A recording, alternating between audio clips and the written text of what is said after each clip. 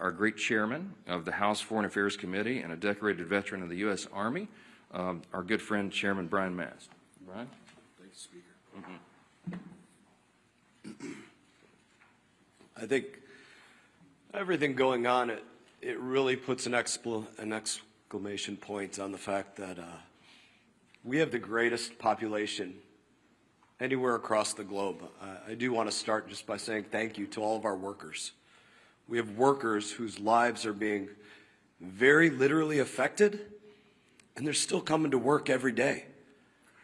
Those are really big, amazing people. That's our American workforce. So I just want to start by saying thank you to them, all of our TSA workers, all of our air traffic controllers, our ICE, our CBP, our State Department people that I deal with, and to put a point, maybe moving to State Department, because that's what I deal with the most, about the very serious stakes of what is going on right now. Not just with people's lives and them not being able to pay their bills, but with what's going on across the globe.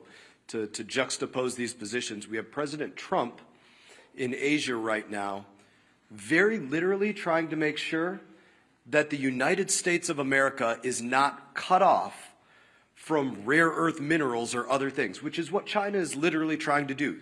That's why there was a threat of another 100% tariff, because China was sending around letters saying, all you neighboring countries don't sell to America. So the president is abroad trying to protect our homeland. And we have Democrats here at home doing everything that they can to weaken our homeland. That's a difference of values.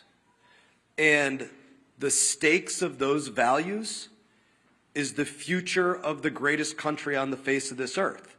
We should pray that our adversaries would be stupid enough to say they're going to prioritize funding feminism in Africa over the food stamps of their own people.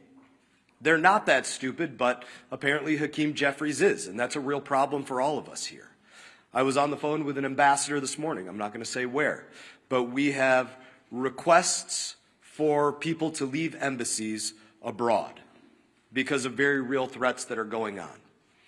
The people in that embassy are right now trying to figure out if they have cash funding to get fuel for vehicles or to have diesel to put in their generators because they don't have reliable electricity in the places that they're in.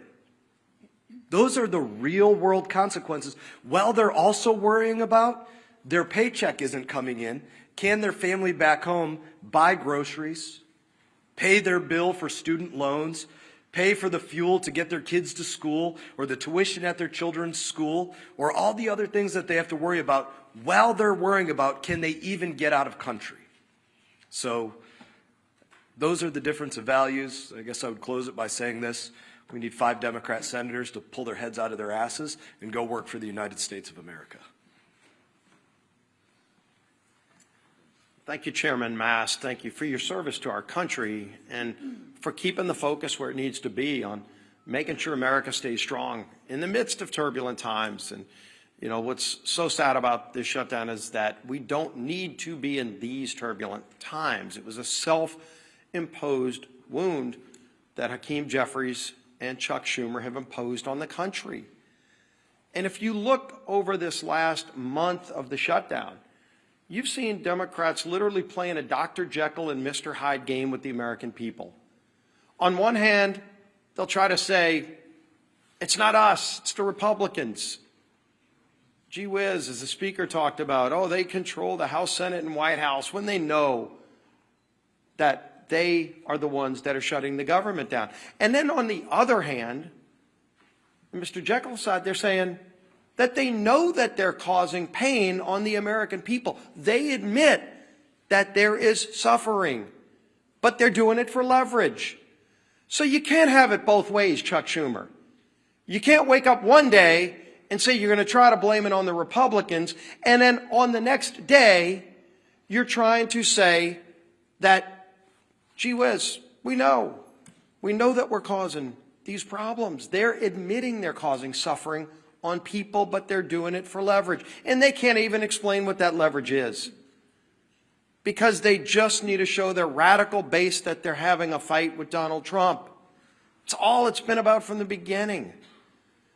You really want to know who's calling the shots in the Democrat Party? You saw it on the stage this past weekend. Bernie and AOC on the stage with the new leader of the Democrat Party, Mandami. Maybe Chuck Schumer's waiting for Mandami to let him know when he can open the government back up again. But families can't wait because the real suffering is going to begin. It's already been happening, but it really hits home this weekend when SNAP benefits run out. And they know that. But I'm going to go through some of the lies, the myths, the things that they say when they know better. Chuck Schumer just yesterday said, quote, Republicans are in charge of the White House, the Senate, and the House, but they're refusing to do their job.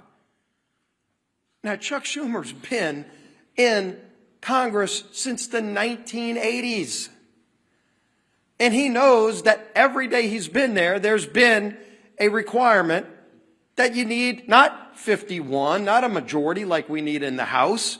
He was in the House where you did need a majority, and then he went over to the Senate where it's always been a requirement that you need a supermajority. And in fact, when they changed the rules, it's not a standard or a custom, it's an actual Senate rule that you need 60 votes. The rule used to be higher. And in 1975, many of you might have thought Chuck Schumer voted for that rule. He came in just a few years after. In 1975 is when they lowered the threshold to 60 votes. It used to actually be a higher standard in the rules. And so every day Chuck Schumer's been in Congress, it always took more than a simple majority, in fact, 60 votes to pass these kinds of bills through the Senate. And he knows that. So you'd ask him, why?